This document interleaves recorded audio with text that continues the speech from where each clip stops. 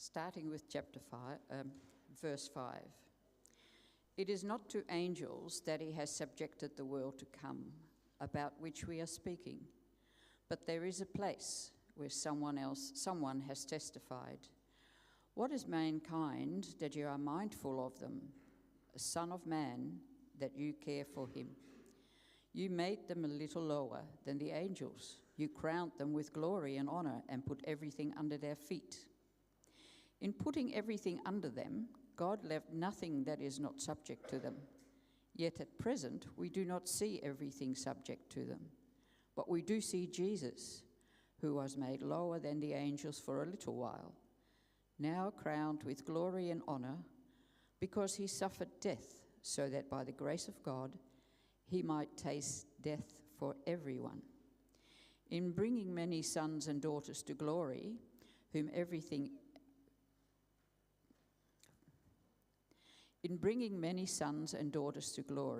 was fitting that God, for whom and through whom everything exists, should make the pioneer of their salvation perfect through what he suffered. Both the one who makes the people holy and those who are made holy are the same family. So Jesus is not ashamed to call them brothers and sisters.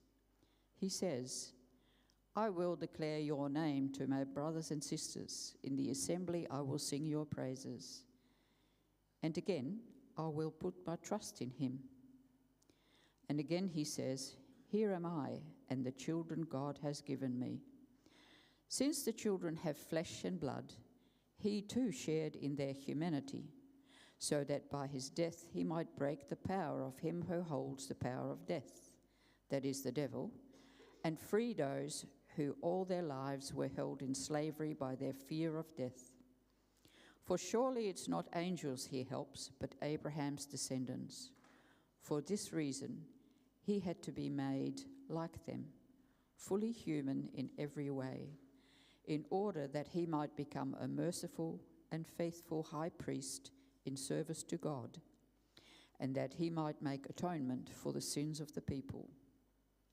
Because he himself suffered when he was tempted, he is able to help those who are being tempted.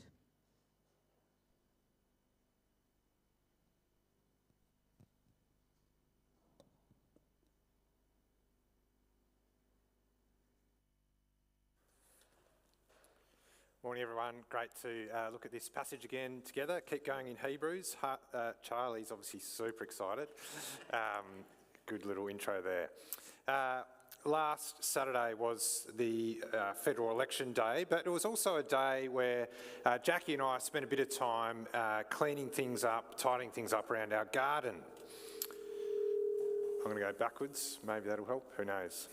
I'll just keep going back until I get out of the building. So we did a bit of pruning, we did some cleaning up of all the autumn leaves that were kind of scattered all over our paths and our lawn. And then after that I mowed the lawn and I finished and I looked back and I just thought, you know, perfect will just have to do. I surveyed the garden, it was nice to have it, you know, looking all neat again. And I thought, you know, we are masters over our small suburban block in Kingston. But a mere 60 hours later, something happened. Sadly, it was actually 60 hours where I hadn't been back at home during the day much. I hadn't been able to get back in the garden and sort of bask in the glory of its neatness. But nonetheless, 60 hours later, on the Monday night, along came 60 kilometre per hour winds, westerly winds, winds that seemed to pick up every available leaf, every bit of bark from Baton Street and dump them onto our lawns and pathways. Monday night also happened to be bin night. And so there was also this kind of bin Armageddon with rubbish sort of scattered everywhere as well. You know, the brief moment, the briefest of moments of order and neatness and calm had been blown away, literally. Now, that's a silly example, but it captures the way that so often life can be for us. You know, just when we feel like we've kind of got things in order, we're the master of something, along comes another storm. You know, not just in our gardens, but in our relationships or our work or we hit storms with our health or with sin and the way sin affects our lives. One area in our life starts going okay, and then pop, another area goes to custard. Some other issue arises. We never quite feel in control. We never quite are able to master anything. And this gets us questioning, is this how it's meant to be? Is this what we should actually expect to see? Well, it appears that this is not just a modern experience. And I say this because the writer of Hebrews seems to see the same sort of thing. We're looking at a part of chapter 2 today, and the author starts by reflecting about us not seeing something that we would expect to see. He says at the start, at present, we do not see. What's the thing we might expect to see but don't? Well, the writer quotes Psalm 8, saying that there it is testified, what is mankind that you are mindful of them? A son of man that you care for him. You made them a little lower than the angels, you crowned them with glory and honour and put everything under their feet. Psalm 8 suggests that we should be masters of our domain. We're supposed to be just below the angels, just below them, crowned with glory and honour. The king of the castle, everything should be under our feet. Everything should be under our control. We're supposed to be ruling and reigning. Verse 8 goes even further. In putting everything under them, God left nothing that is not subject to them. That's what we're supposed to see. But as the verse continues, yet at present we do not see everything subject to them. That's the understatement of the year. Humans, we're supposed to be ruling the world. It's supposed to be a place of order, but we're not. It's actually a place of kind of semi-chaos constantly. The world is full of storms and hurt and pain. We're not on top of everything in the world. It feels like more like the world is on top of us. Now, the Bible's answer to this is Genesis 3. It's the fall, isn't it? That's the cause, our rebellion, our sin, our turning away from God. That's why we don't see ourselves reigning as we should expect to be. That's why order has turned to chaos. That's why at present we do not see. But the writer of the Hebrews also wants us to see something else. He wants us to see something that stands actually in stark contrast to the kind of shambles we see around us. At present, we do not see us reigning and ruling like we're supposed to, but we do see Jesus. We started Hebrews last week. We were talking about how it's all about that Jesus is better. That rather than us being kind of despondent and disillusioned by what we don't see, it's actually getting us to fix our eyes on what we do see, Jesus. So we look to Jesus, what do we see? We see perfectly what we as humans were supposed to. He's regained our lost. He's our representative substitute. He's actually shown us what humanity was supposed to be like. And I'd want to suggest they are things we desperately need to see, especially in contrast to the hurt and the chaos and the corruption that is rife throughout our world. Now, we're going to look under 6 headings pretty quickly with each. That's because there's kind of 6 things about Jesus we need to see. And as you to look at the whole, be encouraged by these things about Jesus, but also be thinking about, well, which of these 6 things are particularly helpful for you to see today? Given not your barky, leafy backyard, but given the storms and the troubles that you have faced, maybe even this week, the mess that you see around you, which of these 6 is actually good for you to hear today? Now, like I've frequently done before, at the end of the sermon, I'm going to get you to talk to the person next to you and actually report to them, what's the one of the 6 that I actually found most useful. So I'll get you to do that at the end. The introverts all rolled their eyes at that moment, but tough, you're going to do it anyhow. And keep in mind that's coming. So let's get into it. Let's start with what we do see. First up, what do we see? We see Jesus, our King. Now look at verse 9. It says, but we do see Jesus, who was made lower than the angels for a little while, now crowned with glory and honour because he suffered death, so that by the grace of God he might taste death for everyone. In Jesus, we actually see someone who was willing to come down to our level. Last week we were talking about how Jesus is better than the angels. He is God. But notice, he gave up that. But Jesus didn't just have a sip and then spit it out. No, he drank the cup right to the very bottom, right to the bitter end. We're going to have Lord's Supper later, and as we taste the bread and the juice, we can remember Jesus tasted death for us. He sank to our level. He embraced suffering and death. He took it all for our sake and conquered it. That's why he's back reigning as king. Now, there's a lot to think about with Jesus becoming one of us, dying for us. But just for now, notice that he is king. He is reigning. While we still sit down here in the kind of semi-chaos, we can know it's okay, don't panic. Jesus is in control. He has the world at his feet like we were supposed to. God's plan is now 2/3 of the way through completion. The end result is guaranteed. And even if now things in my life feel out of control, there's someone at the helm. There's a king who was willing to come down to our level. And in coming down to our level, tasting death for us, he became the next thing we see. He also became our pioneer. In verse 10, in bringing many sons and daughters to glory, it was fitting that God, for whom and through whom everything exists, should make the pioneer of their salvation perfect through what he suffered. A pioneer is someone who cuts the trail or the path so that others can follow. You can do this with an actual walking path, kind of forging your way through the bush so that others can follow you. But you can pioneer other things. You can pioneer a new cure for medicine or new ideas or products. And so why is Jesus our pioneer? Well, it's that first idea, isn't it? He pioneered a path, not to southwest Tasmania, but he pioneered a path through suffering, pain, sin and death. He pioneered the way for people to be saved, the path for people to be brought back into relationship with God.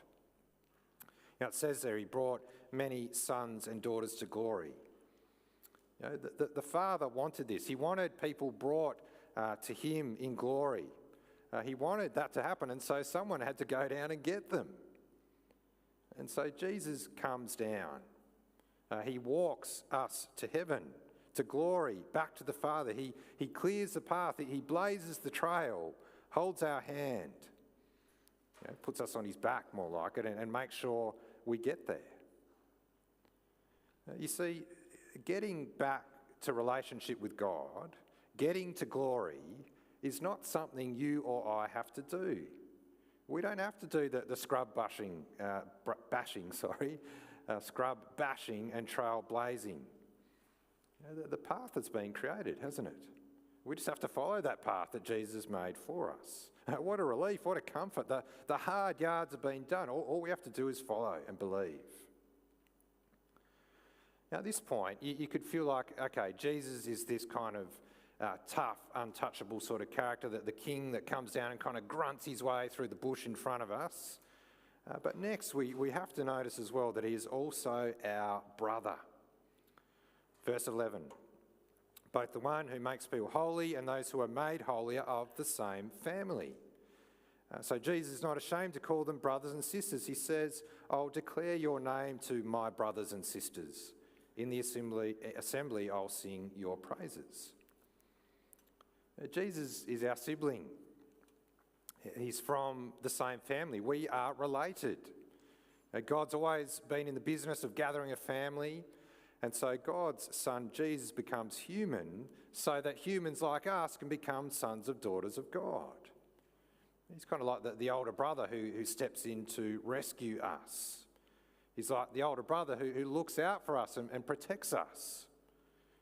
Now, he's not like the kind of fallen, sinful older brother who's kind of generally mean to their siblings. I know none of you ever did that, you older brothers out there. Generally, the fallen older brothers like to show their strength. They like to maintain the upper hand, give their younger siblings a wedgie every now and then to remind them who's boss. The older brothers generally like to remind others who will get their license first. They ignore the younger siblings at school or when they're around the cool group. But Jesus is not like this. He's not ashamed of us. He's not mortified. He's not embarrassed that we're part of the same family.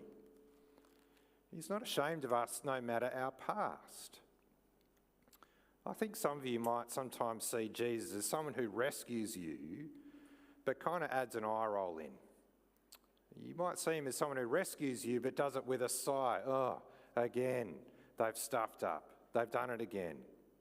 The older brother had to come in and help you. No, Jesus is not ashamed of you. He loves you. Yeah, he is the brother who makes us holy. He's the brother who comes down and lifts us up. The brother who says, you are part of my family. You're part of God's family.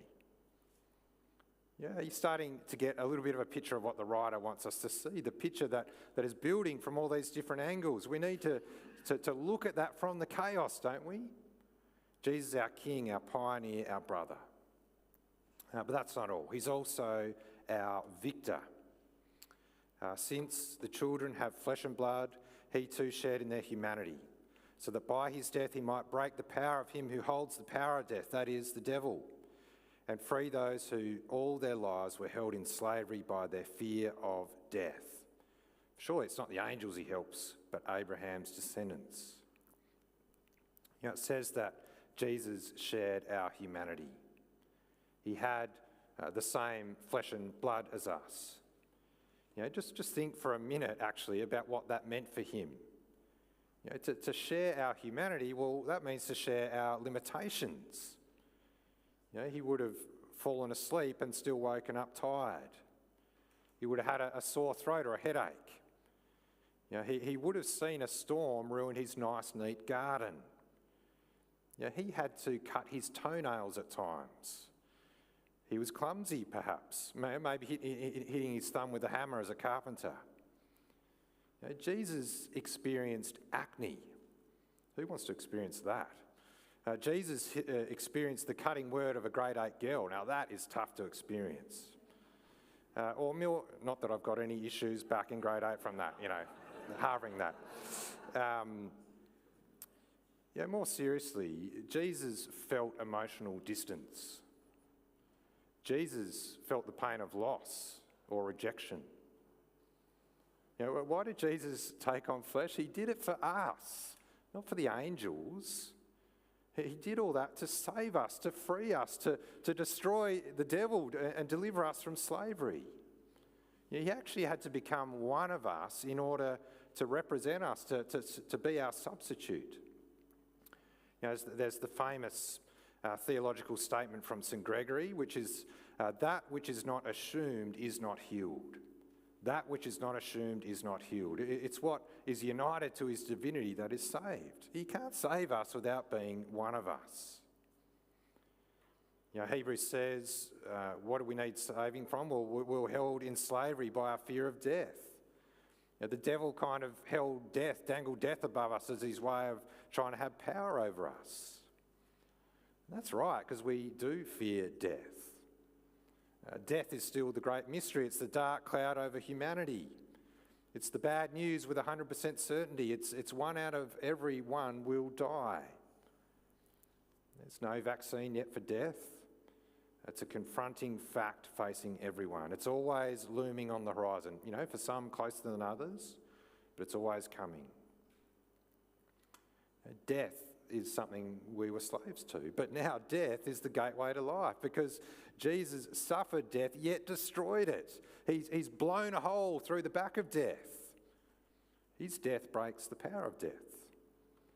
He's disarmed Satan. He's freed those who are slaves to their fear of death. He's given us victory over death by raising himself to life. He's pioneered the way to glory. He's blazed the way to everlasting life. And we can now say, where, O death, is your victory? Where, O death, is your sting? Now, I feel like it's a bit like he's the general on the battlefield, you know, the kind of captain who's holding their own in the battle, but then they kind of look across at you and see that you are not holding your own. You are struggling against an opponent. You're running in fear away from the enemy. But they come across and they destroy the enemy. Their victory over your enemy gains you victory, and you haven't even had to lift a finger. You just need to believe in him as your captain, your king, your pioneer, as the one who brings you victory. Now, just when you think all the analogies or angles of Jesus are reaching an end, the writer says, wait, there's still more. Don't also forget that Jesus is your priest. For this reason, he had to be made like them, fully human in every way, in order that he might become a merciful and faithful high priest in the service to God, and that he might make atonement for the sins of the people. Now, the priests in Old Testament times, they were these mediators between God and humans. They represented the people before God. They made these offerings and sacrifices on people's behalf. These sacrifices, they brought the people back to God. They made atonement, at-one-ment again, the broken relationship. And Hebrews is going to go on in great detail about Jesus as the perfect high priest, the perfect and final sacrifice. We'll look at that more when we get there. But just for now, notice that he's a merciful and faithful high priest. Many of the Old Testament priests were not merciful. They were definitely not faithful. There was no requirement actually on them to be holy. They could just treat it like a 9-to-5 job. I'll just cut these things, I'll burn these things, I'll wash these things when needed. And some of them were shockers. In 1 Samuel, Eli and his sons, they were deeply unfaithful, unmerciful. They were corrupt, they were adulterous. They were kind of a bit of a snapshot of the chaos that we are in now in this world. The person who was supposed to bring you close to God was evil and twisted. And so it's important to see Jesus as the priest who is actually faithful, actually holy. The one who's merciful and cares deeply, the better priest who brings the better and permanent sacrifice, the priest that can represent you and bring you back to God. Like I said, more on that later in Hebrews. Let's look at the last thing from this chapter. We've seen Jesus, our King, our pioneer, our brother, our victor, our priest. Finally, he is also our helper. I think this one is beautiful. Look at verse 18. Because he himself suffered when he was tempted, he is able to help those who are being tempted. A common complaint we often fire at each other is, you do not know what it's like to be me. You don't know the pressures I feel. You don't know what I struggle with. Well, you can't say that with Jesus. He can sympathise. He faced the same temptations, the same storms as us. Jesus gets it. Jesus gets us. He lived in our skin.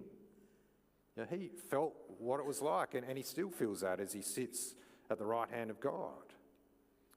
And he is able to help us. He offers us real-time help by his Spirit. All we have to do is ask. It's not like when you ask the IT person at your work for help. You put a request in, it could take weeks. No, Jesus offers help right now when we are tempted. If I actually reflect on my own life, if I've ever fallen into sin, if I've crumbled under temptation, something that's actually common across all those times is that I didn't actually ask Jesus for help. I've forgotten Jesus is there. I've forgotten Jesus has promised a way out. When we are hurt or hurt others, when we're under pressure, when we struggle, when the storms of life hit, he says, I know what it's like. I can help you. I love you. I care for you. I'm the King who came to rescue. I'm your brother who knows what you're like. I'm the priest who'll represent you. I'm the one who will bring you victory over sin and death. I can give you victory in the here and now as well over the temptation you face. Now, I've had to kind of race through those a bit. It's always good having a 6-point sermon, but now it is over to you. Like I said, I want you to chat to the person next to you about, which of these 6 were actually most helpful for you to hear today. What's the one that really struck you? The one where you thought, well, if Jesus is that, well, that means ... particularly of where you've been at during this week. So I'm going to give you a few moments. After that, I'll chat to the band and they'll come up to play our song, which is How Deep the Father's Love for Us. And then after that, we'll have Lord's Supper. But focus on the chat right now. Which of these 6 was most helpful for you to hear? If you need to move seats to get next to someone, you can do that.